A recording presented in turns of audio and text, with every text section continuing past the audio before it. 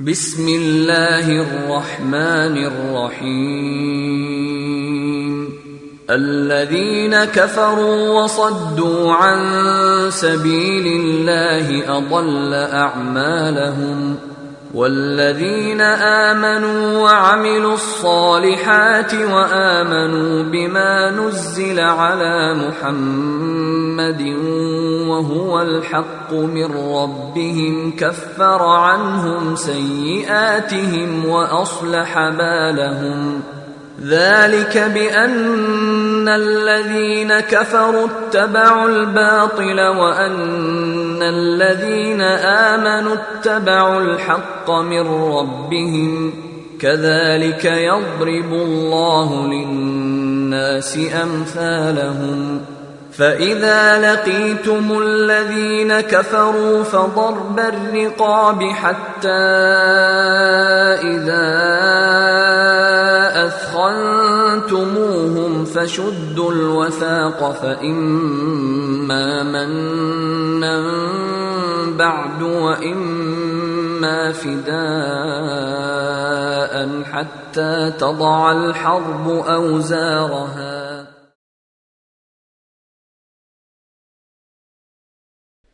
ഈ മതസംഗമം ഇവിടെ സംഘടിപ്പിക്കുന്ന സംഘാടകരെയും അതോടൊപ്പം ഇന്നിപ്പോൾ ഈ പരിപാടി ഉദ്ഘാടനം ചെയ്ത ടി വി രാജേഷ് MLA, ബാക്കി സുഹൃത്തുക്കളെ, പ്രിയപ്പെട്ട സഹോദരി സഹോദരന്മാരെ, ഒത്തിരി സന്തോഷമുണ്ട് ഇവിടെ നിങ്ങളുടെ ഈ പരിപാടിയിൽ പങ്കെടുക്കാൻ. ഇവിടെ നമ്മുടെ MLA സൂചിപ്പിച്ചതുപോലെ മതങ്ങൾ പരസ്പരം പടവെട്ടി ജീവിക്കേണ്ടവരല്ല. മതത്തെ തെറ്റിദ്ധരിക്കുന്നവരാണ് മതത്തെ ഈ രീതിയിൽ ഉപയോഗിക്കുക. 100% മതവിശ്വാസിയായി ജീവിക്കുകയും അതിൽ അഭിമാനിക്കുകയും ചെയ്യുന്നൊരു വ്യക്തിയാണ് ഞാൻ. മതത്തിൻ്റെ സ്വാധീനം മനുഷ്യനെ നന്മയിലേക്ക് നയിക്കേണ്ടതാണ്. എവിടെയെങ്കിലും മതത്തിൻ്റെ പേരിൽ ആരെങ്കിലുമെല്ലാം കടാരിയെടുത്താൽ, വിഷം കലർത്തിയാൽ, തോക്കെടുത്താൽ ആ നിമിഷം അവൻ ആ മതത്തിൽ നിന്നും ഈശ്വരിൽ നിന്നും അകലെയാണ്. ഈ നാടിൻ്റെ പ്രിയ ഗുരുപാടി ജാതിഭേദം മതദ്വേഷം ഏതുമില്ലാതെ സർവരും സോദരത്വേന വാഴും മാതൃകാസ്ഥാനമാണിത്. ജാതിഭേദം മതദ്വേഷം ഏതുമില്ലാതെ സർവരും സോദരത്വേന വാഴും മാതൃകാസ്ഥാനമാണെന്ന് പഠിപ്പിച്ച് ചുരുങ്ങിയ പക്ഷം അങ്ങനെ ഒരു സ്വപ്നം കണ്ടിരുന്ന ശ്രീനാരായണ ഗുരുവിൻ്റെ ഈ നാട്ടിൽ നമുക്കറിയാം അസ്വസ്ഥതകൾ വളരുകയാണ്. എനിക്ക് തോന്നുന്നു ഇതിൻ്റെ അകത്ത് അടിസ്ഥാന കാരണമെന്ന് പറയുന്നത് മതം എന്താണെന്ന് നമ്മൾ പഠിക്കാൻ ശ്രമിച്ചിട്ടില്ല. അതത് മതത്തിലുള്ളവർ തന്നെ അതിൻ്റെ ആത്മാവിനെ കണ്ടെത്തുവാനുള്ള ശ്രമങ്ങൾ നടത്തുന്നില്ല. ഞാൻ ഈ കഴിഞ്ഞ 10-15 വർഷങ്ങളായിട്ട് നടത്തിക്കൊണ്ടിരിക്കുന്ന അന്വേഷണം അത് മാത്രമാണ്. മതത്തിൻ്റെ കാമ്പ് എന്താണ്? മതങ്ങളുടെ കാമ്പ് നമ്മൾ ഈ കാണുന്ന മിനാരങ്ങളും കോവിലുകളും പള്ളിമണികളും മാത്രമാണ്. ഇത് സംരക്ഷിക്കാൻ വേണ്ടിയിട്ട് ഞാൻ എൻ്റെ സഹോദരനെ കൊല ചെയ്യാൻ ഒരുങ്ങിയാൽ ഞാൻ മതത്തെ സംരക്ഷിക്കുകയാണോ? മഹാത്മജി അദ്ദേഹത്തിൻ്റെ അവസാന കാലഘട്ടത്തിൽ അദ്ദേഹത്തോട് ഇന്നത്തെ പോലീസുകാർ പറഞ്ഞു, മഹാത്മജി, അങ്ങയുടെ ജീവന് അപകടമുണ്ട്, അതുകൊണ്ട് അങ്ങയുടെ ജീവൻ സംരക്ഷിക്കുക ഞങ്ങളുടെ ഉത്തരവാദിത്തമാണ്, അതിന് പോലീസ് പ്രൊട്ടക്ഷൻ അങ്ങ് സ്വീകരിക്കണം, അങ്ങയുടെ അഭിപ്രായം എന്താണ്? അദ്ദേഹം പറഞ്ഞു, ആലോചിച്ചിട്ട് പറഞ്ഞു, ആ പോലീസ് സംരക്ഷണം ഞാൻ ഉപേക്ഷിക്കുന്നു. കാരണം ഞാൻ ദൈവത്തിൻ്റെ സംരക്ഷണത്തിൽ വിശ്വസിക്കുന്ന ആളാണ്. ദൈവത്തിൻ്റെ സംരക്ഷണത്തിൽ വിശ്വസിക്കുന്നയാള് ദൈവത്തിന് എന്നെ സംരക്ഷിക്കാൻ സാധിക്കില്ലെങ്കിൽ ഈ ലോകത്തിലെ ഒരു പട്ടാളത്തിനും പോലീസിനും എന്നെ രക്ഷിക്കാനാവില്ല. ഇനി ദൈവം എന്നെ സംരക്ഷിക്കുന്നില്ലെങ്കിൽ നിങ്ങൾക്കാർക്കും എൻ്റെ ജീവനെ സംരക്ഷിക്കാനാവില്ല. ദൈവത്തിൻ്റെ സംരക്ഷണത്തിലും തണലിലുമാണ് മനുഷ്യൻ ജീവിക്കുന്നത്. നമുക്കറിയാം, ഈ ദൈവത്തിൻ്റെ സംരക്ഷണത്തെ ഉറച്ചു വിശ്വസിക്കുന്നവന് വേറെ സംരക്ഷണങ്ങൾ ആവശ്യമില്ല. അതുകൊണ്ടാണ് പലപ്പോഴും നമ്മളെ മതത്തിൽ വിശ്വസിക്കുന്നവരെ മറ്റുള്ളവർ കളിയാക്കുക. കാരണം നമ്മുടെ വഴി പറ്റുന്നു. വയലാർ പറഞ്ഞു, ഉറങ്ങുന്ന ദൈവമോ മണ്ണിൽ അലയുന്ന മനുഷ്യനോ അന്ധനാര് ഈ അന്ധകാരപ്പരപ്പിൽ അന്ധനാരാണ്. ദൈവത്തെ മതത്തെ തിരിച്ചറിഞ്ഞാൽ തീർച്ചയായിട്ടും അങ്ങനെ ഒരു ചോദ്യം ഉയരില്ല. മതാത്മകത എന്ന് പറയുമ്പോൾ അതിൻ്റെ ഭൗതികമായ ബാഹ്യമായ ഒരു ചട്ടക്കൂടുണ്ട്. അതിൻ്റെ ഉള്ളിൽ ജീവിക്കുന്ന ഒരു ആത്മാവുമുണ്ട്. ഈ ആത്മീയ തലത്തിൽ നമുക്കറിയാം, വെള്ളം എന്ന് പറയുന്നത് അത് പല സാഹചര്യങ്ങളുണ്ട്. മൈനസ് സാഹചര്യത്തിലേക്ക് മുമ്പ് ഐസ് കട്ടയായി മാറി. വലിയ കുറച്ചുകൂടെ ചൂട് കൂടുമ്പോഴേക്കും അത് ഒഴുകുന്ന ജലമാവും. കുറച്ചുകൂടെ ചൂട് കൂടിയാൽ അത് നീരാവിയായി. ഒരു തലം കഴിഞ്ഞാൽ അത് എവിടെയും ഒരേ രൂപത്തിലാണ്. ഇതാണ് മതങ്ങൾ തമ്മിലുള്ള വ്യത്യാസം എന്നാണ് ഞാൻ വിശ്വസിക്കുക. അതുകൊണ്ട് മതങ്ങളുടെ വേലിക്കെട്ടുകൾ നിർമ്മിക്കാതെ പരസ്പരം അറിയാനുള്ള ക്ഷമയോടെ പരസ്പരം സ്വീകരിക്കുവാനുള്ള സന്നദ്ധത നമുക്കുണ്ടാവണം. സ്നേഹസംഗമം എനിക്ക് വളരെ ഇഷ്ടപ്പെട്ടൊരു വാക്കാണ്. സ്നേഹത്തിൻ്റെ മതങ്ങളുടെ പ്രത്യേകം, മതങ്ങൾ വിശ്വാസമാണോ സ്നേഹമാണോ? എന്താ നിങ്ങളുടെ അഭിപ്രായം എനിക്കറിയില്ല. മതങ്ങൾ വിശ്വാസമാണോ സ്നേഹമാണോ? ക്രിസ്തു പഠിപ്പിച്ചത് വിശ്വാസത്തിനപ്പുറത്തേക്ക് നീങ്ങുന്ന സ്നേഹത്തെക്കുറിച്ചാണ്. വിശ്വാസത്തിനപ്പുറത്തേക്ക് എൻ്റെ വിശ്വാസം ഏത് രീതിയിലുള്ളൊരു ദൈവത്തിൽ ഞാൻ വിശ്വാസം അർപ്പിച്ചിരിക്കുന്നു, അതിനനുസരിച്ച് എൻ്റെ ആധ്യാത്മികതയും എൻ്റെ കാഴ്ചപ്പാടുമെല്ലാം അതിലടങ്ങിയിരിക്കുക. ഏത് രീതിയിലുള്ള ദൈവത്തെയാണ് ഞാൻ പ്രതിഷ്ഠിക്കുക? കഠാരി എടുക്കുന്ന ഒരു ദൈവത്തെയാണോ? പ്രതികാരം ചെയ്യുന്ന ദൈവത്തെയാണോ? അതോ മറിച്ച് സ്നേഹനായ ദൈവത്തെയാണ്? നമുക്ക് ഇസ്ലാമിൻ്റെ അർത്ഥം സമ്പൂർണ്ണ സമർപ്പണമെന്നാണ്. സമ്പൂർണമായി അള്ളാഹുവിന് സമർപ്പിക്കുക. പരിശുദ്ധ ഖുർആൻ 3-ാം അധ്യായത്തിൽ 26-ാം വാക്യത്തിൽ 28-ാം വാക്യത്തിൽ സൂചിപ്പിക്കുന്നുണ്ട്.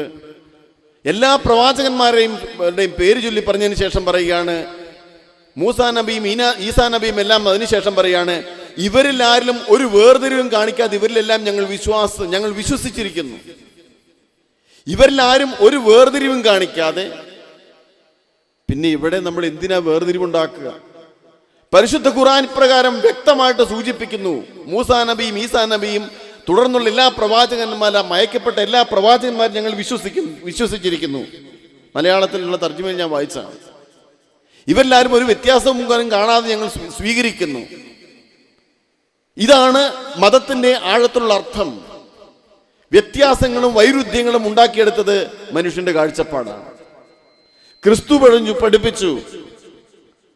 മത്തായിയുടെ സുവിശേഷം 25-ാം അധ്യായത്തിൽ തന്റെ അവസാനത്തെ ഭാഗത്തിൽ പറയുകയാണ്, നിന്റെ രക്ഷ, നമുക്കറിയാം മോക്ഷം കാംക്ഷിച്ച എല്ലാവരും ദൈവത്തിലേക്ക് എടുക്കുക. നിന്റെ രക്ഷ എന്ന് പറഞ്ഞ എന്താണ്? എന്നിലുള്ള വിശ്വാസ പ്രഖ്യാപനമല്ല, മറിച്ച് ഞാൻ രോഗിയായിരുന്നു, ഞാൻ കാരാഗ്രഹത്തിലായിരുന്നു, ഞാൻ വസ്ത്രമില്ലാത്തവനായിരുന്നു, നീ എന്നെ വസ്ത്രമണിയിച്ചു. ഞാൻ രോഗിയായിരുന്നപ്പോൾ നീ എന്നെ സന്ദർശിച്ചു. ഞാൻ കാരാഗ്രഹത്തിലായിരുന്നപ്പോൾ നീ എൻ്റെ അടുത്ത് വന്നു. ഞാൻ ഭക്ഷണമില്ലാത്തപ്പോൾ നീ ഭക്ഷണമായി മാറിയോ? എങ്കിൽ നീ ദൈവത്തിൻ്റെ വലതുവശത്ത് നിർത്തും. ഈ ചൈതന്യത്തെ ഒന്നുകൂടി ആവർത്തിച്ചുകൊണ്ടാണ് ഇപ്പോഴത്തെ മാർപ്പാപ്പ രാജേഷ് സൂചിപ്പിച്ചത്. ഫ്രാൻസിസ് അസീസി എന്നുള്ള വിശുദ്ധന്റെ നാമം സ്വീകരിച്ചുകൊണ്ട് ഇന്നത്തെ ലോകത്തിന് ആവശ്യം പ്രഖ്യാപനങ്ങളുടെ, വിശ്വാസ പ്രഖ്യാപനങ്ങളുടെയും കോവിലുകൾ സ്ഥാപിക്കുന്നതിൻ്റെയും ആയുധമെടുക്കുന്നതിൻ്റെയും മതമല്ല, മറിച്ച് സ്നേഹത്തിന്റെ, സാഹോദര്യത്തിന്റെ, സമർപ്പണത്തിന്റെ, വിശുദ്ധിയുടെ മതമാണ് ആവശ്യമാണെന്ന് അദ്ദേഹത്തിന്റെ പ്രവർത്തനത്തിലൂടെ കാണിച്ചുകൊണ്ടിരിക്കുക. ഓരോ പ്രവൃത്തിയിലൂടെ അദ്ദേഹം കാണിച്ചുകൊണ്ടിരിക്കുന്നതാണ്. അതുകൊണ്ടാണ് അദ്ദേഹം പറഞ്ഞു, റോമില് ഒഴിഞ്ഞുകിടക്കുന്ന സന്യാസ ഭവനങ്ങൾ ഇത് പാവപ്പെട്ടവർക്കായി തുറന്നു കൊടുക്കുക. ഏറ്റവും വിരൂപനായ ഒരു മനുഷ്യനെ അദ്ദേഹം ചുംബിച്ചു കഴിഞ്ഞ വർഷം. ഏറ്റവും വിരൂപനായി നമ്മെല്ലാം ആട്ടിയെടുക്കുന്നവരെ. പ്രിയ സഹോദരങ്ങളെ, ഏതെങ്കിലും മതത്തിൽ നിങ്ങൾ വിശ്വസിക്കുന്നുണ്ടെങ്കിൽ അവിടെ കാരുണ്യമില്ലെങ്കിൽ അതിന് യാതൊരു അടിസ്ഥാനവുമില്ല. അതേപോലെ ക്രിസ്തു പഠിപ്പിച്ചു, നീ ബലിയർപ്പിക്കാൻ വരുമ്പോൾ നിന്റെ സഹോദരന്, നിനക്കെന്തെങ്കിലും സഹോദരനുമായിട്ട് എതിരുണ്ടല്ലോ, നിന്റെ സഹോദരൻ നിന്നോടെന്തെങ്കിലും ഉണ്ടെങ്കിൽ നീ ബലിവസ്തു ഉപേക്ഷിച്ച് ആദ്യം പോയി നിന്റെ സഹോദരനുമായി രമ്യപ്പെടുക, വരിക, നിന്റെ ബലിയർപ്പിക്കുക. കാരുണ്യമാണ് ബലിയേക്കാൾ ശ്രേഷ്ഠം. കാരുണ്യമാണ് ബലിയേക്കാൾ ശ്രേഷ്ഠം. പരമകാരുണ്യനായ അല്ലാഹുവേ എന്ന് നിങ്ങളെല്ലാം പ്രാർത്ഥിക്കുക, നമ്മളെല്ലാം പ്രാർത്ഥിക്കുക. പരമകാരുണ്യനാണ്. സാധാരണ കാരുണ്യവും ദൈവത്തിന്റെ കാരുണ്യവും വ്യത്യാസമാണ്. വേദനിക്കുന്നവനെ കാണുമ്പോൾ നമുക്കെല്ലാം തോന്നുന്നു അവൻ കഷ്ടപ്പെടുന്നു. അതല്ല, അതിനപ്പുറത്തേക്ക് നീങ്ങി അവൻ്റെ വേദനയിൽ ഞാൻ പങ്കുപറ്റുമ്പോഴാണ് വാസ്തവത്തിൽ ഞാൻ ഒരു വിശ്വാസിയായിട്ട് പ്രഖ്യാപിക്കുക. എനിക്കൊന്ന് അതുകൊണ്ട് നാം ശ്രമിക്കേണ്ടത് മതത്തെക്കുറിച്ചുള്ള വ്യക്തമായ ധാരണ. എൻ്റെ മഹാത്മജി പറഞ്ഞതാണ്, ആദ്യം നമ്മുടെ തന്നെ മതം എന്താണ്, അതിൻ്റെ അർത്ഥം എന്താണെന്ന് ഗ്രഹിക്കുക, അതിനുശേഷം മറ്റു മതങ്ങളെ മനസ്സിലാക്കാൻ ശ്രമിക്കുക. ശ്രീരാമകൃഷ്ണ പരമഹംസനും സ്വാമിജിയും എല്ലാം പഠിപ്പിച്ചതാണ്. ഒരു കാലഘട്ടത്തിൽ ഒരു ചിന്തയുണ്ടായിരുന്നു, മതങ്ങളെല്ലാം ശാസ്ത്രീയങ്ങളല്ല. ശാസ്ത്രവും മതവും തമ്മിലൊരു സംഘർഷം ഉണ്ടായിരുന്ന ഒരു കാലം ഉണ്ടായിരുന്നു. മോഡേൺ കാലഘട്ടം, ആധുനിക കാലഘട്ടം എന്ന് പറയും. ആധുനികത കടന്നു വരുന്നത് ഈ സംഘർഷത്തിൻ്റെ സാഹചര്യത്തിലാണ്. ഞാൻ പലപ്പോഴും ഓക്സ്ഫോർഡിലും കേംബ്രിഡ്ജിലും അതുപോലെ US-ലും എല്ലാം പോകുന്നതാണ് മതസംവാദങ്ങളിലോട്ട് പങ്കെടുക്കാനായിട്ട്. ഇപ്പോൾ അവിടെ ഒരു പുതിയ, ഈ കഴിഞ്ഞ ടേമിൽ ഓക്സ്ഫോർഡ് യൂണിവേഴ്സിറ്റിയിൽ ഒരു പുതിയ പഠനശാഖ തുടങ്ങിയിരിക്കുകയാണ്. റിലീജിയസ് ഡയമെൻഷൻ ഓഫ് എക്കണോമിക്സ്, സാമ്പത്തിക ശാസ്ത്രത്തിൻ്റെ മതാത്മക വശം. ഈശ്വരവിശ്വാസമുണ്ടെങ്കിൽ തീർച്ചയായിട്ടും കുറെ കൂടെ മെച്ചപ്പെട്ട പ്രൊഡക്ഷൻ നടക്കുമെന്ന് കണ്ടെത്തിയിരിക്കുക. നമുക്കറിയാം, ഈ കഴിഞ്ഞ കാലഘട്ടത്തിൽ കണ്ടെത്തിയാണ് ഗോഡ് പാർട്ടിക്കിൾ എന്ന് പറഞ്ഞുകൊണ്ട് അന്വേഷിച്ച് മനുഷ്യൻ യാഥാർത്ഥ്യങ്ങൾ അടിത്തട്ടിലേക്ക് എത്തുമ്പോൾ ശാസ്ത്രം അവിടെ ഒരു പരിധിക്കപ്പുറം ശാസ്ത്രത്തിന് നീങ്ങാനാവുന്നില്ല. അതുകൊണ്ടാണ് ബ്ലെയ്സ് പാസ്കൽ എന്ന് പറയുന്ന തത്വശാസ്ത്രജ്ഞൻ പറഞ്ഞത്, ഹൃദയത്തിന് ഹാർട്ട് ഹാസ് എ റീസൺ, അത് ബുദ്ധിക്ക് മനസ്സിലാകാത്ത ഹൃദയത്തിൻ്റെ ഒരു ഭാഷയുണ്ട്. പലപ്പോഴും നമ്മൾ അശാസ്ത്രീയമെന്ന് മതത്തെ ചിത്രീകരിക്കാറുണ്ട്. സ്വാമി വിവേകാനന്ദൻ പറഞ്ഞൊരു കാര്യം, ശാസ്ത്രീയത എന്ന് പറയുന്നത് ഭൗതിക കാര്യങ്ങളെ മനസ്സിലാക്കുവാനുള്ള വേദിയാണ്. ഭൗതിക കാര്യങ്ങളെ എത്രമാത്രം നമ്മൾ നിരീക്ഷണങ്ങൾ നമ്മുടെ കാര്യങ്ങളെ മനസ്സിലാക്കാൻ അത് ശാസ്ത്രമാണ്. വിവേകാനന്ദൻ പറഞ്ഞത്, ഇതേപോലെ ആത്മീയ തലങ്ങളിലേക്ക് മനുഷ്യന്റെ മറ്റ് തലങ്ങളെ മനസ്സിലാക്കുവാനുള്ള ആഴത്തിലുള്ള അന്വേഷണത്തിന്റെ പാതയാണ് മതമെന്ന് പറയുന്നത്. അത് വെറും ആചാരങ്ങളും അനുഷ്ഠാനങ്ങളുമായി തെറ്റിദ്ധരിക്കപ്പെടരുത്. മതമെന്ന് പറയുന്ന ഈ ആഴത്തിലുള്ള അന്വേഷണമാണ്. ശാസ്ത്രീയതയില്ല എന്ന് മതത്തെക്കുറിച്ച് ചൂണ്ടിക്കാണിക്കുമ്പോൾ ഞാൻ ചോദിക്കട്ടെ ഒരു ചോദ്യം, സ്നേഹത്തിന്റെ ശാസ്ത്രീയത എന്താ? എന്ത് ലോജിക്കാണ് ഒരു രണ്ട് വ്യക്തികൾ തമ്മിലുള്ള സ്നേഹത്തിലുണ്ടാവുക? ഒരു ലോജിക്കുമില്ല.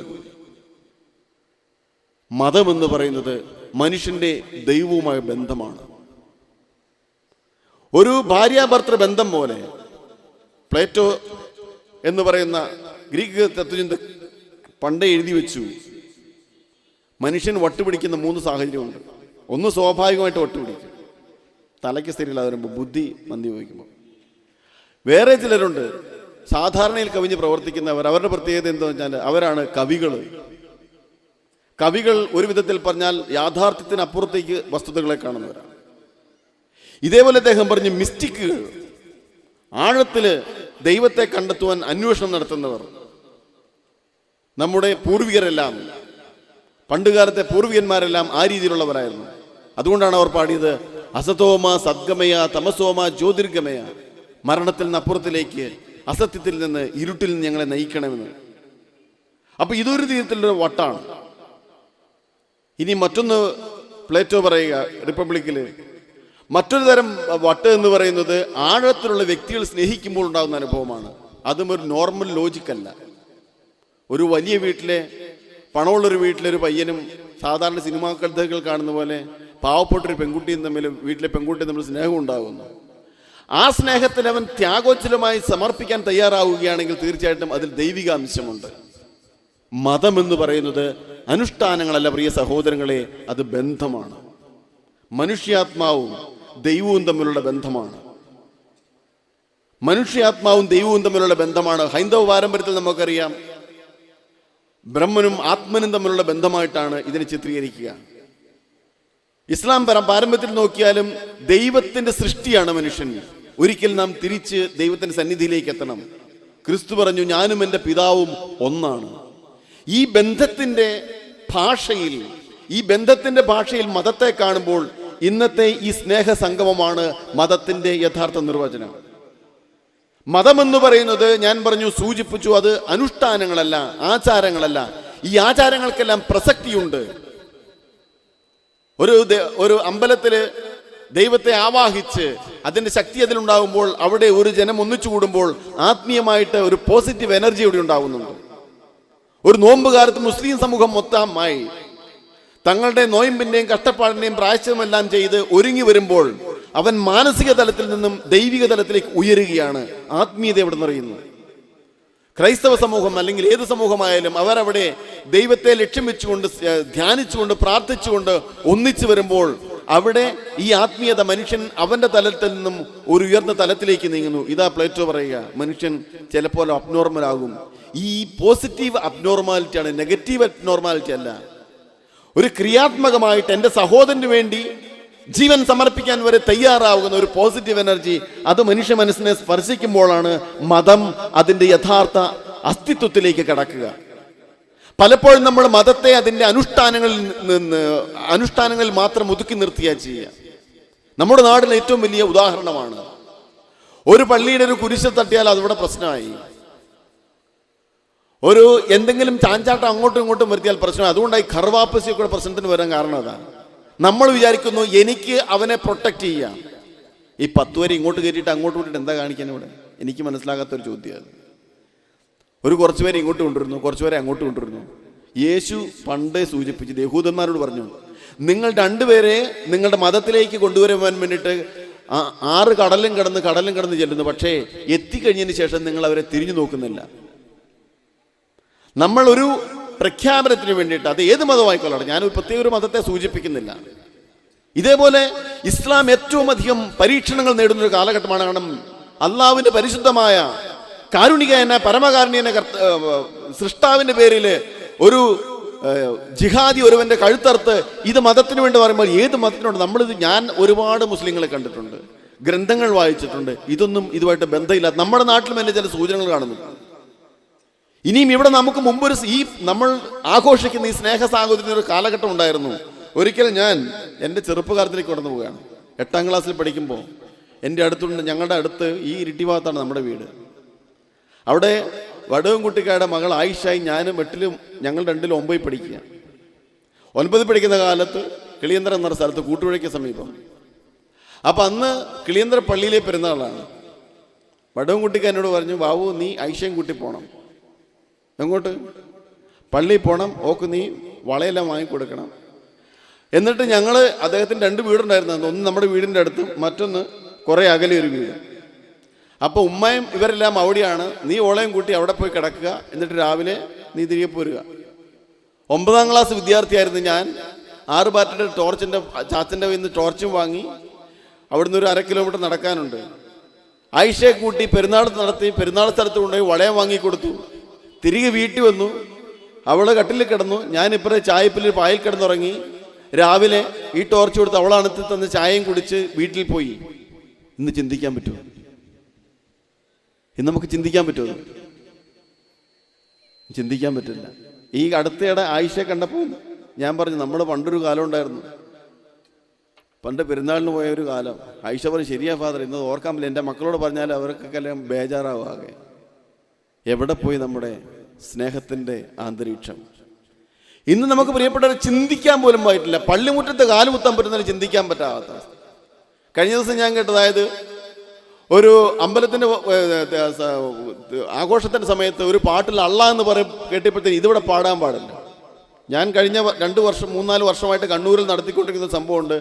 ഒരു ക്രിസ്മസിനോടനുബന്ധിച്ച് മതസൗഹൃദ സംഗമം. ഇത് സംഗമം മാത്രമല്ല, അവിടെ എല്ലാ മതങ്ങളിലെയും ഗാനങ്ങൾ പാടുക, ഒരുമിച്ച് പ്രാർത്ഥിക്കുക, ഒരുമിച്ച് ആഘോഷിക്കുക. ഇതിലൂടെ മാത്രമേ എൻ്റെ മതം എന്ത് എന്ന് മറ്റുള്ള വ്യക്തിക്ക് എനിക്ക് തെളിയിച്ചു കൊടുക്കാനാവൂ. അതിൽ മാത്രമേ പ്രിയ സഹോദരങ്ങളെ നിലനിൽപ്പുള്ളൂ. ഇതിന് മാത്രമേ നമുക്ക് നിലനിൽപ്പുള്ളൂ. നമ്മൾ മനസ്സിലാക്കണം. നമുക്കറിയാം, അഥർവവേദത്തിൽ നമ്മൾ പറയുന്നുണ്ട്, അതായത് സഹോദരന്റെ കണ്ണിലൂടെ നമുക്ക് കാണാം. മിത്രസ്യ ചക്ഷുഷ സമീക്ഷാമഹേ. സഹോദരന്റെ കണ്ണിലൂടെ നമുക്ക് കാണാം. എൻ്റെ കണ്ണിലൂടെ കാണുന്ന ഒരു കാഴ്ച, അതോടൊപ്പം തന്നെ എൻ്റെ സഹോദരന്റെ കണ്ണിലൂടെ, ഒരു ഹൈന്ദവന്റെ കണ്ണിലൂടെ ഞാൻ ഹിന്ദു മതത്തെ കാണാൻ ശ്രമിക്കണം. ശബരിമലയ്ക്ക് പോകുന്ന അയ്യപ്പ ഭക്തന്മാരെ കാണുമ്പോൾ അവന്റെ ഭാവം മനസ്സിലാക്കിക്കൊണ്ട് അവനല്പം വെള്ളം കൊടുക്കാൻ തോന്നണം. ഹജ്ജിന് പോകുന്ന ഹാജിമാരെ കാണുമ്പോൾ അവരോട് ഭക്തിയോട് പെരുമാറണം. അതേപോലെ പള്ളിയിൽ പോകുന്ന ക്രൈസ്തവ സഹോദരങ്ങൾ കാണുമ്പോൾ അവരോട് ഭയഭക്തിയോട് അല്ലെങ്കിൽ സ്നേഹത്തോട് പെരുമാറണം. മിത്രത്തിന്റെ കണ്ണിലൂടെ നമ്മൾ കാണാൻ ശ്രമിക്കണം. ഇന്ന് മിത്രം ഇല്ല, മൈത്രി ഇല്ല ഇവിടെ. ഇന്ന് ഞാൻ ക്രിസ്ത്യാനി, നീ ഹിന്ദു, ഇതാ സ്വാമി ഇവിടെ ഇരിപ്പുണ്ട്, സ്വാമി ഹിന്ദു, താടി വെച്ചാൽ മുസ്ലിം. ഇതാണ് നമ്മുടെ ഐഡന്റിറ്റി. നമ്മൾ ഇങ്ങനെ വലിയ മതിൽക്കെട്ടുണ്ടാകും. ഇതിന്റെ രാഷ്ട്രീയത്തിലേക്ക് വരിക. ഇന്ന് ഇത്രയിൽ നടക്കുന്ന എനിക്ക് സന്തോഷമുണ്ട്. ഇതേപോലെ ഒരു രാഷ്ട്രീയ സ്നേഹ സംഘം കൂടെ നടക്കാൻ പറ്റുമോ? അടിപൊട്ടുമെന്ന് ചിന്തിക്കാൻ വയ്യില്ല. അത്രമാത്രം നമ്മൾ മാറിപ്പോയി. രാഷ്ട്രീയ പ്രസ്ഥാനങ്ങളുടെ ലക്ഷ്യം നമുക്കറിയാം, നാടിനെ രക്ഷിക്കലാണ്. 1980 നൊബേൽ സമ്മാനം നേടിയ മാർക്വേസ് പറഞ്ഞു, എനിക്കൊരു സ്വപ്നമുണ്ട്, എൻ്റെ മരണം മറ്റൊരാൾ നിശ്ചയിക്കാത്തൊരു സാഹചര്യം. എനിക്കൊരു സ്വപ്നമുണ്ട്, എൻ്റെ മരണം വേറൊരാൾ നിശ്ചയിക്കാത്തൊരു സാഹചര്യം ഇവിടെ ഉണ്ടാവണം. എൻ്റെ മരണം മാത്രമല്ല, എൻ്റെ ജീവിതം എങ്ങനെയെന്ന് മറ്റുള്ളവർ നിശ്ചയിക്കപ്പെടുന്ന കാലമാണ്. ഇന്നിപ്പോൾ ഞങ്ങൾ വരുന്ന വഴിക്ക് തന്നെ ഒരു ബ്ലോക്കായിരുന്നു. കാരണം എന്താ? ഏതൊരു പാർട്ടിയുടെ ഒരു പ്രകടനം 6 മണിയായപ്പോഴത്തേനും തീർന്നു. എൻ്റെ യാത്രാ സ്വാതന്ത്ര്യം വരെ അതവിടെ തടഞ്ഞു കിടക്കുക. സർവ്വവിധത്തിലും ഇങ്ങനെ നമ്മൾ ഒറ്റപ്പെട്ടു പോകുമ്പോൾ പ്രിയപ്പെട്ട സഹോദരന്മാരെ, ഹൃദയമാ തുറക്കേണ്ടത്, മനസ്സല്ല തുറക്കേണ്ടത്. ബുദ്ധി മനസ്സിനോടൊപ്പം തന്നെ എൻ്റെ ഹൃദയം തുറന്ന് എൻ്റെ സഹോദരൻ്റെ കണ്ണിലൂടെ കാണാൻ ഒരു ശ്രമമുണ്ടാവണം. ഞാൻ ഈ വസ്ത്രം ധരിക്കുക നിങ്ങൾക്കുണ്ട്, ഇതെന്ത് പാത്രപ്പം, ഇത് ഫാദറായത്, ഒരു കറുത്ത കുപ്പായ അരയിലൊരു ചരടും എല്ലാം കൂടെ കൂട്ടി. ഇത് തുടങ്ങിയത് വിശുദ്ധ ഫ്രാൻസിസ് അസീസി ഇറ്റലിയിൽ തുടങ്ങിയതാണ്. കുരിശ് യുദ്ധം കൊടുമ്പിടിക്കൊണ്ടിരുന്ന കാലം 1219 സെപ്റ്റംബർ മാസത്തില്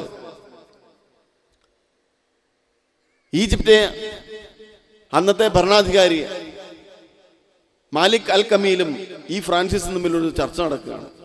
6000-ഓളം കുരിശുദ്ധ പടയാളികൾ മരിച്ചു. ഫ്രാൻസിസ് നേരെ ഈ ഈജിപ്ഷ്യൻ ഭരണാധികാരിയുടെ സന്നിധിയിലേക്ക് കടന്നിട്ട് പറഞ്ഞു, ഞാൻ യുദ്ധത്തിന് വന്നതല്ല. ഈ ഉടുപ്പ് കൊണ്ട് ആദ്യം അദ്ദേഹത്തെ കയറെല്ലാം കെട്ടിയാണ് ചക്രവർത്തിയുടെ മുമ്പിലെത്തിക്കുക. അദ്ദേഹം പറഞ്ഞു, ഞാൻ കുരിശുദ്ധത്തിന് വന്നല്ല, ഞാൻ സന്ധി സംഭാഷണം വന്നാണ്. ഇത് കേട്ടപാട് രാജാവ് പറഞ്ഞു, ഇങ്ങനെയുള്ള ക്രൈസ്തവരെ എനിക്ക് താല്പര്യമാണ്. അദ്ദേഹവും സമാധാനം ആഗ്രഹിക്കുന്ന ഒരു മനുഷ്യനായിരുന്നു. അതുകൊണ്ട് അദ്ദേഹം അതിനുശേഷം ഞങ്ങളോട് പറഞ്ഞു, തൻ്റെ അനുയായികളായ സകലരോടും അദ്ദേഹം ആവശ്യപ്പെട്ടു, നിങ്ങൾ സമാധാനത്തിൻ്റെ വക്താക്കളാകണം. അന്ന് അദ്ദേഹം രൂപീകരിച്ചൊരു പ്രാർത്ഥനയാണ്. നമ്മുടെ പ്രിയപ്പെട്ട മുൻ പ്രസിഡന്റ് അബ്ദുൽ കലാം എവിടെ പോയാലും അദ്ദേഹം പറയുമായിരുന്നു, സഹോദരങ്ങളെ, നിങ്ങൾ ഈ പ്രാർത്ഥനയോടൊപ്പം പാടുക. നമുക്കറിയാം, ടാഗോർ നമുക്ക് വേണ്ടി പ്രാർത്ഥിച്ചു, എവിടെ മനസ്സ് ഭയരഹിതം, എവിടെ ശിരസ് ഉയർത്തടാമോ ദൈവമേ, ആ സ്വാതന്ത്ര്യത്തിലേക്ക് എന്നെ ഉയർത്തണമേ. ആ സ്വാതന്ത്ര്യം നമ്മൾ അനുഭവിക്കണമെങ്കിൽ ഈ മതത്തിന്റെ ചട്ടക്കൂടിനെ പൊളിക്കലല്ല, ചട്ടക്കൂടിനെ നവീകരിക്കൽ ആവശ്യം. പലരും പറയാറുണ്ട് ചട്ടക്കൂട് തകർക്കലല്ല, മറിച്ച് നവീകരിക്കലാണ്, ഒരു പുനരുദ്ധരിക്കലാണ്. എല്ലാ മതങ്ങളുടെയും ഉൾക്കാമ്പ് എന്ന് പറയുന്നത് ആത്മവിമർശനവും വിശുദ്ധീകരണവുമാണ്. എന്നിലൂടെ നമുക്കറിയാം, ഈ ഒരു കാഴ്ചപ്പാടിൽ വിശുദ്ധീകരണം ഉണ്ടാവണം. നമ്മുടെ ഗ്രന്ഥങ്ങളിലേക്ക് നമ്മുടെ ശാസ്ത്രീയമായ അന്വേഷണം ഉണ്ടാവണം. കാലഘട്ടത്തനുസരിച്ച് മാറ്റങ്ങൾ ഉണ്ടാവണം. സമാധാനം എന്ന് പറയുന്നത് നമുക്കറിയാം, അതിനെ ഹൃദയത്തിൽ ഉണ്ടാവേണ്ടതാണ്. ഫ്രാൻസിസിന്റെ ആ സുന്ദരമായ സമാധാന പ്രാർത്ഥനയോട് ഞാൻ അവസാനിപ്പിക്കാൻ എത്തേണ്ട. പിന്നെ ഇനിയും ഒരുപാട് ആൾക്കാർ സംസാരിക്കാനുണ്ട്, ദീർഘിപ്പിക്കുന്നില്ല. വിശുദ്ധ ഫ്രാൻസിസിന്റെ സമാധാന പ്രാർത്ഥന അദ്ദേഹം പ്രാർത്ഥിച്ചു, അങ്ങേ സമാധാന ദൂതനായി നാഥ കനിവോടെന്നെ അയക്കേണമേ, അങ്ങേ സ്നേഹസുധാരസമൊഴുകും ഒരു കൊച്ചു ചാലായി ഞാൻ വളർന്നിടട്ടെ. അങ്ങേ സമാധാന ദൂതനായി നാഥ കനിവോടെന്നെ അയക്കേണമേ, അങ്ങേ സ്നേഹസുധാരസമൊഴുകും ഒരു കൊച്ചു ചാലായി ഞാൻ വളർന്നിടട്ടെ. വിദ്വേഷഹൃത്തിൽ സ്നേഹം വിതയ്ക്കാനും തിന്മ ചെയ്വോർക്കെല്ലാം മാപ്പു നൽകിയിടാനും സംശയഗ്രസ്തരെ നേരെ നയിക്കാനും ദൂതുമായി എന്നെ അയക്കേണമേ, ദൂതുമായി എന്നെ അയക്കേണമേ. നൽകുമ്പോഴാണ് ലഭിക്കുന്നതെന്നും ക്ഷമിക്കുമ്പോൾ മാത്രം ക്ഷമിക്കപ്പെടുന്നെന്നും മരിക്കുമ്പോഴാണ് ജനിക്കുന്നതെന്നും ദൂതനാമെന്നെ പഠിപ്പിക്കണേ, ദൂതനാമെന്നെ പഠിപ്പിക്കണേ. ഒരു നിമിഷം നിങ്ങൾ കണ്ണടച്ച് പ്രാർത്ഥിക്കാൻ ആവശ്യപ്പെടുകയാണ്. അബ്ദുൽ കലാം എവിടെ പോലും പ്രാർത്ഥിക്കുന്ന പ്രാർത്ഥനയാണിത്. അതുകൊണ്ട് നിങ്ങൾ അങ്ങേ സമാധാന ദൂതനായി നാഥ കനിവോടെന്നെ അയക്കേണമേ. അങ്ങേ സ്നേഹസുധാരസമൊഴുകും ഒരു കൊച്ചു ചാലായി ഞാൻ വളർന്നിടട്ടെ. ഈ സ്നേഹ സംഗമത്തിൽ നിന്ന് ഊർജം ഉൾക്കൊണ്ട് നിങ്ങളെല്ലാം സ്നേഹത്തിൻ്റെ ചാലുകളായി സമാധാന പ്രവർത്തകരായിട്ട് മാറട്ടെ എന്ന് സർവേശ്വരനോട്, ജഗദീശ്വരനോട്, ദൈവത്തോട്, അള്ളാഹുവിനോട് പ്രാർത്ഥിച്ചോട് നിർത്തുന്നു. ദൈവത്തിന് നന്ദി. മനുഷ്യരെ നാം ഒന്ന്, നമ്മുടെ ദൈവം ഒന്ന് എന്ന മഹത്തായ സന്ദേശം ഉയർത്തിപ്പിടിച്ചുകൊണ്ട് ഇവിടെ സംഘടിപ്പിക്കപ്പെട്ട ഈ സ്നേഹസംഗമം പരിപാടി ഉദ്ഘാടനം ചെയ്ത എൻ്റെ സ്നേഹിതൻ ബഹുമാന്യനായ നിങ്ങളുടെ MLA TV രാജേഷ് MLA, അതുപോലെ ഇവിടെ ഒരു ഉജ്ജ്വലമായ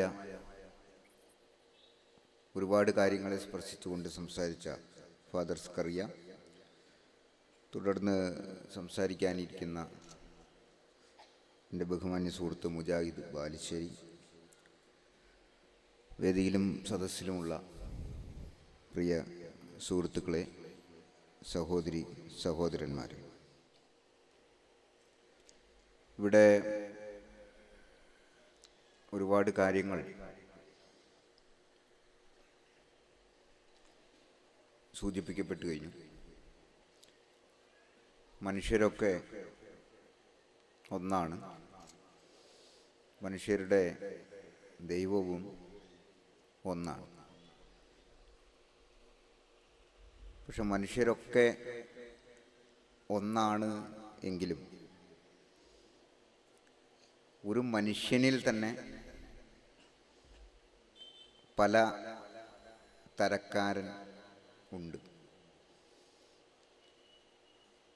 അത് നമ്മളൊക്കെ ജീവിതത്തിൽ അനുഭവിക്കുന്ന ഒരു സംഗതിയാണ്. കാരണം ഇപ്പോൾ ഇവിടെ കൂടിയിരിക്കുന്ന ഓരോ വ്യക്തിയും, ഞാൻ ഉൾപ്പെടെ,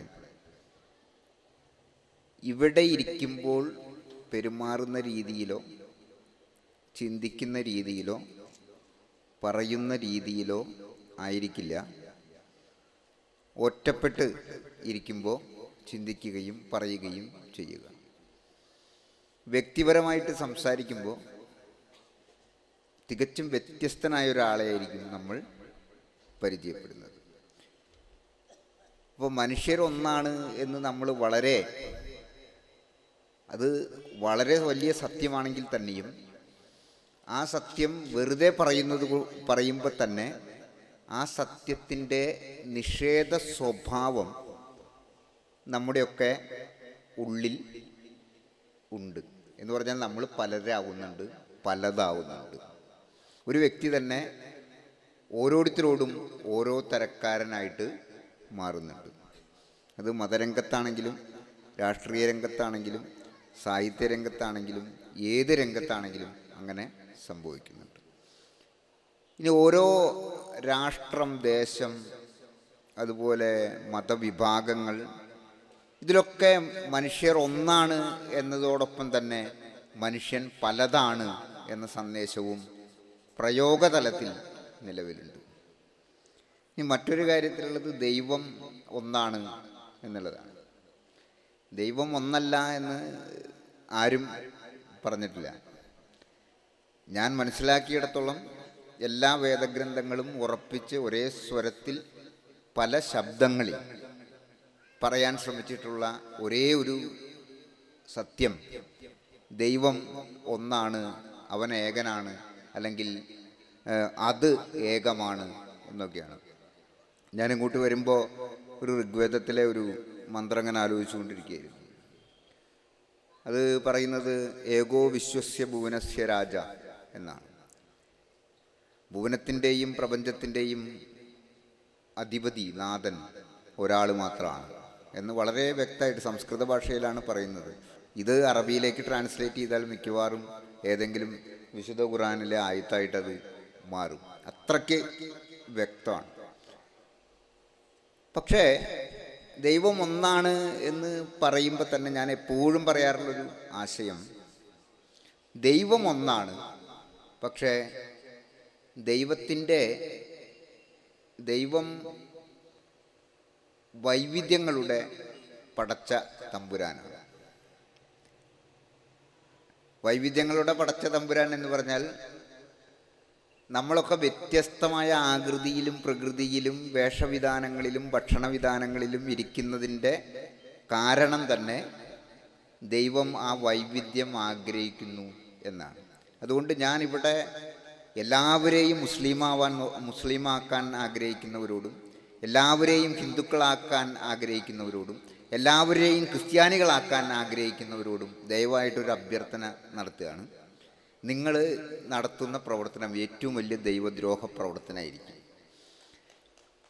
കാരണം ദൈവം നിശ്ചയിച്ചിട്ടുള്ളതാണ് ഈ വൈവിധ്യം. അതുമേൽ നിങ്ങൾക്ക് ആർക്കും ഒരു ലംഘനം വരുത്താൻ, അതിനെ അതിജീവിക്കാനും മറികടക്കാനുള്ള അധികാരം നിങ്ങൾക്കാർക്കുമില്ല. അത് നരേന്ദ്രമോദിക്കുമില്ല, അതുപോലെ മാർപ്പാപ്പയ്ക്കുമില്ല. മാർപ്പാപ്പ വളരെ ബഹുമാന്യനായ വ്യക്തിയാണ്, എനിക്ക് ഏറ്റവും ഇഷ്ടമുള്ള ആളാണ്. എൻ്റെ റൂമിൽ ആദ്യമായിട്ട് ഞാനൊരു മാർപ്പാപ്പയുടെ ചിത്രം വെച്ചിട്ടുണ്ടെങ്കിൽ അത് ഫ്രാൻസിസ് മാർപ്പാപ്പയുടെ ചിത്രമാണ്. അത്രയ്ക്ക് എനിക്കിഷ്ടമാണ്. പക്ഷേ ഞാൻ മാർപ്പാപ്പ എന്നുള്ള പദം ഉപയോഗിക്കുമ്പോൾ ഉദ്ദേശിക്കുന്നത് ഒരു ഫ്രാൻസിസ് മാർപ്പാപ്പ എന്ന് പറയുന്ന വ്യക്തിയെയല്ല, മറിച്ച് ആ പദവിയെയാണ്. ഞാൻ മാർപ്പാപ്പയോടും പറയുന്നത് നിങ്ങളെല്ലാവരെയും ക്രിസ്ത്യാനികളാക്കാനൊന്നും നോക്കണ്ട. ദൈവം അങ്ങനെ ഇച്ഛിച്ചിട്ടുണ്ടെങ്കിൽ അങ്ങനെ തന്നെ സംഭവിക്കുമായിരുന്നു.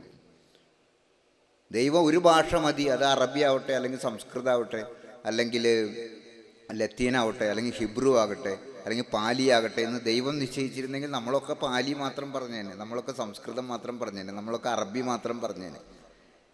എന്തേ പറയാതെ പോയത്? ഇവിടെ പല ഭാഷകളുണ്ട്, പലതരത്തിലുള്ള മനുഷ്യരുണ്ട്. അതുകൊണ്ടാണ് ഞാൻ വളരെ യുക്തിഭദ്രമായിട്ട് തന്നെ പറയുന്നത്, ദൈവം വൈവിധ്യത്തിൻ്റെ പടച്ച തമ്പുരാനാണ്. ഏകനായ ദൈവം വൈവിധ്യത്തിൻ്റെ പടച്ച തമ്പുരാനാണ്. അതുകൊണ്ട് ആ വൈവിധ്യത്തെ നശിപ്പിക്കാൻ, ആ വൈവിധ്യത്തിന് അറുതി വരുത്താൻ നിങ്ങൾ ആരെങ്കിലും ശ്രമിക്കുന്നുണ്ടെങ്കിൽ അത് അടിസ്ഥാനപരമായ ദൈവവിരുദ്ധ പ്രവർത്തനമാണ്. നിങ്ങൾ നടത്തുന്ന മതപ്രവർത്തനമായിരിക്കും, പക്ഷേ മതപ്രവർത്തനവും ദൈവപ്രവർത്തനവും രണ്ടും രണ്ടാണ്. മതപ്രവർത്തനവും ദൈവപ്രവർത്തനവും രണ്ട്. നിങ്ങൾ ചിലപ്പോൾ മതത്തിലേക്ക് ആളെ കൂട്ടാൻ ശ്രമിക്കുന്നത് മതപ്രവർത്തനവും, പക്ഷെ അത് ഏറ്റവും വലിയ ദൈവവിരുദ്ധ പ്രവർത്തനവും. ഇവിടെ 20 മിനിറ്റേ ഉള്ളൂ, അതുകൊണ്ട് ഒരു അടക്കം ചിട്ടയോടും കൂടിയിട്ട് കാര്യങ്ങൾ പറഞ്ഞു പോകാൻ ഇത്തിരി ബുദ്ധിമുട്ടാണ്. ഞാനപ്പോൾ ഓരോ പോയിൻ്റായിട്ട് ഇങ്ങനെ സ്പർശിച്ച് പോകാൻ മാത്രമേ തൽക്കാലം നിവൃത്തിയുള്ളൂ. ഒരു ഒഴുക്കിൽ ഇങ്ങനെ എന്താ പറയുക, അത്യാവശ്യം ആലംഭാരങ്ങളൊക്കെ വരുത്തി വെച്ച് ആഡംബരങ്ങളോട് കൂടി ഒരു പ്രസംഗം നടത്താൻ ഇവിടെ പറ്റില്ല. ചില പോയിന്റുകൾ സ്പർശിച്ചു പോവുകയാണ്. നമ്മൾ ആലോചിച്ച് നോക്കുക, ഇവിടെ ഇപ്പം നടന്നുകൊണ്ടിരിക്കുന്നത് ദൈവത്തിന് വിരുദ്ധമായ പ്രവർത്തനമാണ്. ഗർഭപ്പസി ആണെങ്കിലും എന്താണെങ്കിലും. അതാണ് ആദ്യത്തെ കാര്യം. രണ്ടാമത്തെ ഒരു കാര്യം, എല്ലാ നിങ്ങൾ മതവിശ്വാസിയാണെങ്കിലും അല്ലെങ്കിലും, നിങ്ങൾ ഈശ്വരനെ അംഗീകരിച്ചാലും ഇല്ലെങ്കിലും, ഭൂമിയെ നിലനിർത്തുന്ന, ഭൂമിയിൽ മനുഷ്യരെ നിലനിർത്തുന്ന ഒരു വലിയ ഗുണം എന്ന് പറയുന്നത് കാരുണ്യമാണ്. ഞാൻ ഈ അടുത്ത് ഇപ്പോൾ പ്രബോധനം എന്ന് പറയുന്ന വാരികയിൽ ഖുർആനെക്കുറിച്ചുള്ള എൻ്റെ കാഴ്ചപ്പാടുകൾ അവതരിപ്പിക്കുന്നുണ്ട്. അപ്പോൾ ഞാൻ അതിൻ്റെ പത്രാധിപരോടൊക്കെ പറഞ്ഞൊരു കാര്യം, നിങ്ങൾ വെട്ടിത്തിരുത്തിയിട്ട് എൻ്റെ എഴുത്ത് നന്നാക്കണ്ട. എൻ്റെ എഴുത്ത് അതിൻ്റെ മുഴുവൻ അപാകതകളോടും കൂടി അതേപടി ജനം അറിയുന്നതാണ് എനിക്ക് ഇഷ്ടം. എനിക്ക് ഖുർആൻ വായിച്ചപ്പോൾ തോന്നിയ കാര്യങ്ങളാണ് ഞാൻ ഒരു തുറന്നെഴുത്താണ് നടത്തുന്നത്. നിങ്ങൾക്ക് വേണമെങ്കിൽ അതിൽ അഭിപ്രായ വ്യത്യാസങ്ങൾക്ക് അപ്പുറത്തെ പേജിൽ ഒരു എതിർലേഖനം എഴുതാം. ഞാൻ വളരെ സന്തോഷത്തോടു കൂടി, ഞാനാണ് പത്രാധിപരെങ്കിൽ ഞാനത് ആദ്യം പ്രസിദ്ധീകരിക്കും. പക്ഷേ എൻ്റെ വാചകം ഇങ്ങനെ എഴുതരുത്, സ്വാമി ഇങ്ങനെ പറഞ്ഞാൽ അത് നന്നായിരിക്കുമെന്ന് എന്നോട് നിങ്ങളാരും പറയുന്നു. അതെൻ്റെ സ്വാതന്ത്ര്യത്തിന്മേലുള്ള കൈകടത്തലാണ്. ഖുർആൻ വായിച്ചപ്പോൾ എനിക്കുണ്ടായ അനുഭവം നിങ്ങൾ നിശ്ചയിക്കുന്ന ഒരു അജണ്ട അനുസരിച്ച് നിങ്ങൾ പറയുന്നത് പോലെ പറയാനാണെങ്കിൽ പിന്നെ എനിക്ക് പറയേണ്ട ആവശ്യമില്ലല്ലോ, നിങ്ങൾ സംസാരിച്ചാൽ പോരെ. ഇപ്പം ഞാൻ ഖുർആനെ കുറിച്ചൊരു അഭിപ്രായം പറഞ്ഞു, ഉടനെ മുജാഹിദ് ബാലുശ്ശേരി പറയാണ് അത് അങ്ങനെയല്ല സ്വാമി, ഇങ്ങനെ പറയണം എന്ന് എന്നോട് പറഞ്ഞു കഴിഞ്ഞാൽ പിന്നെ ഞാൻ സംസാരിക്കേണ്ട ആവശ്യമില്ലല്ലോ, മുജാഹിദ് ബാലുശ്ശേരി സംസാരിച്ചാൽ പോരെ. ഞാൻ സംസാരിക്കുന്ന എൻ്റെ അഭിപ്രായമാണ്. ഇനി ആ അഭിപ്രായത്തിൽ എന്തെങ്കിലും തക്കക്കേടും തരക്കേടും തരവഴിത്തരവും ഉണ്ടെങ്കിൽ ദൈവം അതിന് വേണ്ടത് എന്താണെന്ന് വെച്ചാൽ എനിക്ക് ദൈവം തന്നോളൂ, അത് നിങ്ങളാരും തരേണ്ട ആവശ്യമില്ല. നിങ്ങളാരെങ്കിലും തന്നാൽ ഞാൻ നിങ്ങൾ തരുന്നത് പോലെ തിരിച്ചു തരും, അത്രയേ ഉള്ളൂ. നിങ്ങൾ കൈകൊണ്ടാണ് തരുന്നതെങ്കിൽ ഞാൻ കൈകൊണ്ട് തിരിച്ചു തരും, അല്ല നാക്കുകൊണ്ടാണ് തരുന്നതെങ്കിൽ നാക്കുകൊണ്ട് തിരിച്ചു തരും, വാക്കുകൊണ്ടാണെങ്കിൽ വാക്കുകൊണ്ട് തിരിച്ചു തരും, അത്രയേ ഉള്ളൂ. ഇതൊക്കെ എന്ന് പറഞ്ഞാൽ നമ്മൾ ഇങ്ങനെ നിങ്ങൾ ഖുർആനെ കുറിച്ച് പറയാവൂ, ഇങ്ങനെ ചിന്തിക്കാവൂ. നാളൊരു വേദിയിൽ പോയപ്പോൾ അവിടെ ഞാൻ ഇങ്ങനെ സംസാരിച്ചുകൊണ്ടിരിക്കുമ്പോൾ പറഞ്ഞു മുഹമ്മദ് എന്ന് ഇങ്ങനെയും കൂടി അല്ല പറഞ്ഞത്, വളരെ ഇതിലാണ് പറഞ്ഞത്. ചരിത്രത്തിലെ ഒരു വലിയ യുഗപ്രഭാവനായ മനുഷ്യനാണ് മുഹമ്മദ് എന്നൊക്കെ ഞാൻ പറഞ്ഞു. അപ്പോൾ ഒരാൾ എന്നെ ഒരു ഉപദേശിക്കുകയാണ്, സ്വാമി അത് അങ്ങനെ പറഞ്ഞാൽ മുഹമ്മദ് സല്ലല്ലാഹു എന്നൊക്കെ പറഞ്ഞ് അങ്ങനെ കുറേ കാര്യങ്ങൾ പറഞ്ഞു, ഇങ്ങനെ പറയാവൂ. അപ്പം ഞാൻ പറഞ്ഞു അങ്ങനെ പറയാവൂ, നിങ്ങൾ പറയണത് എന്തിനാ? അല്ല അതാണ് ആദരവ്, വാക്കുകളാണോ ആദരവ്? ദൈവം നോക്കുന്നത് നിങ്ങളുടെ വാക്കിലേക്കാണോ? ദൈവം നോക്കുന്നത് നിങ്ങൾ അണിഞ്ഞിരിക്കുന്ന വസ്ത്രത്തിൻ്റെ വിലയിലേക്കാണോ? ദൈവം നോക്കുന്നത് നിങ്ങൾ ഇട്ടിരിക്കുന്ന ചെരുപ്പിൻ്റെ കാശെത്രയാണ് എന്നതിലേക്കാണോ? ദൈവം നോക്കുന്നത് നിങ്ങളുടെ മനസ്സിലേക്കാണ്. ഞാൻ മുഹമ്മദ് എന്നുള്ള വാക്ക് ഉപയോഗിക്കുമ്പോൾ എത്രത്തോളം ആദരവോടുകൂടിയാണ് ഞാനത് ഉച്ചരിക്കുന്നത് എന്നാണ് ദൈവം ശ്രദ്ധിക്കുക. അതുകൊണ്ടാണ് വിശുദ്ധ ഖുർആനിലെ ഒരു ആയത്ത് തന്നെ ഇതുമായിട്ട് ബന്ധപ്പെടുത്തി പറയേണ്ടതാണ്. നിങ്ങളറുക്കുന്ന ഒട്ടകത്തിൻ്റെ ചോരയും മാംസവുമല്ല അള്ളാഹുവിലേക്ക് എത്തുന്നത്, നിങ്ങളുടെ ഹൃദയമത്രേ. പരോക്ഷപ്രിയാഹി ദേവ, ഇതന്നെയാണ് തത്വം. പരോക്ഷപ്രിയൻ ആണ് ദൈവം. എന്താ പരോക്ഷപ്രിയൻ എന്ന് പറഞ്ഞാൽ? പ്രത്യക്ഷത്തിലേക്കല്ല നോക്കുക ദൈവം, നിങ്ങളുടെ അകത്തേക്കാണ്. അതാണ് പരോക്ഷം. പരോക്ഷം എന്ന് പറഞ്ഞാൽ മനസ്സിലേക്ക് നോക്കുന്നവനാണ് ഈശ്വരൻ. അതുകൊണ്ട് ദൈവം നോക്കിക്കോളും. ഞാൻ മുഹമ്മദ് എന്ന് പറയുന്നത് എന്തെങ്കിലും തരത്തിലുള്ള അനാദരവ് ഉള്ളിൽ വെച്ചുകൊണ്ടാണ്, അത്രയ്ക്കേ ഉള്ളൂ എന്നുള്ളത് കൊണ്ടാണ്. ഞാൻ കൃഷ്ണൻ എന്ന് പറയുന്നത്, രാമൻ എന്ന് പറയുന്നത്, ഗാന്ധിജി എന്ന് പറയുന്നത് അല്ലെങ്കിൽ ഗാന്ധി എന്ന് പറയുന്നത് ഒക്കെ എന്തെങ്കിലും അനാദരവുള്ളത് കൊണ്ടാണോ ആദരവുള്ളത് കൊണ്ടാണോ എന്നുള്ളത് ദൈവം നോക്കിക്കോളും. അത് നിങ്ങളാരും നിശ്ചയിക്കണം. നിങ്ങൾ നിശ്ചയിക്കാൻ ആരെങ്കിലും തയ്യാറാവുകയാണെങ്കിൽ, ഇവിടെ ഇരിക്കുന്ന ആരെയും ഉദ്ദേശിച്ചല്ല ഞാനിത് പറയുന്നത്, നിങ്ങളത് നിശ്ചയിക്കാൻ കഴിവുള്ളവരാണെങ്കിൽ നിങ്ങൾ പ്രവാചകനായിട്ടുണ്ടാവും, നിങ്ങളൊരു യേശുക്രിസ്തു ആയിട്ടുണ്ടാവും, നിങ്ങളൊരു എൻ്റെ മനസ്സിൽ നടക്കുന്നത് എന്താണെന്ന് നിങ്ങൾക്ക് ഇങ്ങനെ നിശ്ചയിക്കാനും വിധി നിർണ്ണയിക്കാനുള്ള ഒരു എന്തെങ്കിലും കഴിവ് നിങ്ങൾക്ക് ഉണ്ടായിട്ടുണ്ടെങ്കിൽ നിങ്ങളൊരു സാധാരണ മനുഷ്യനല്ല, പ്രവാചകനായിട്ടുണ്ടാവും, ഒരു ബുദ്ധനായിട്ടുണ്ടാവും, ഒരു യേശുക്രിസ്തു ആയിട്ടുണ്ടാവും. അതുകൊണ്ട് അങ്ങനെയുള്ള തരത്തിലുള്ള കശപിശകൾക്കൊന്നും വരരുത്. ഞാൻ എൻ്റെ അഭിപ്രായങ്ങളാണ് പറയുന്നത്. അത് ഞാൻ ആ അർത്ഥത്തിലാണ് പറഞ്ഞത്. മനുഷ്യനെ നിലനിർത്തുന്ന, ഭൂമിയിൽ നിലനിർത്തുന്ന ഏറ്റവും പ്രധാനപ്പെട്ട ഗുണം എന്ന് പറയുന്നത് കാരുണ്യമാണ്. ഞാനപ്പോൾ ഈ ഖുർആൻ ഇങ്ങനെ വായിച്ച് കുറേ അതിനെപ്പറ്റി എഴുതാൻ വേണ്ടിയിട്ടൊക്കെ ചിന്തിച്ചുകൊണ്ടിരിക്കുമ്പോൾ എനിക്ക് തോന്നി, ഈ ഹിന്ദു സമൂഹത്തിൻ്റെ ഒരു പരിസരത്ത് വളർന്നു വന്ന ഒരാളായതുകൊണ്ട് തന്നെ ഈ മന്ത്രങ്ങളോടും മൂലമന്ത്രങ്ങളോടൊക്കെ വലിയ താല്പര്യം ഉണ്ടാവും. അത് എങ്ങനെയൊക്കെ പറഞ്ഞാലും ഉള്ളിൽ കിടക്കുന്നുണ്ടാവും. അപ്പം ഞാൻ ഇങ്ങനെ കണ്ടുപിടിക്കാൻ നോക്കി, എന്താണ് ഖുർആൻ്റെ ഒരു മൂലമന്ത്രം? ഏത് വാക്ക് ഖുറാനിൽ നിന്ന് ഒഴിവായാൽ ഖുറാൻ അർത്ഥരഹിതമായി തീരും. ഞാൻ ഇവിടുന്ന് തിരിച്ചു പോകാവുന്ന ഭാഷയിൽ തന്നെയാണ് സംസാരിക്കുന്നതെന്ന് വിശ്വസിച്ചുകൊണ്ടാണ് സംസാരിക്കുന്നത് കേട്ടോ. നിങ്ങളെല്ലാവരും കൂടി എന്തെങ്കിലും ചെയ്യാൻ തീരുമാനിച്ചു കഴിഞ്ഞാൽ ഞാനില്ല.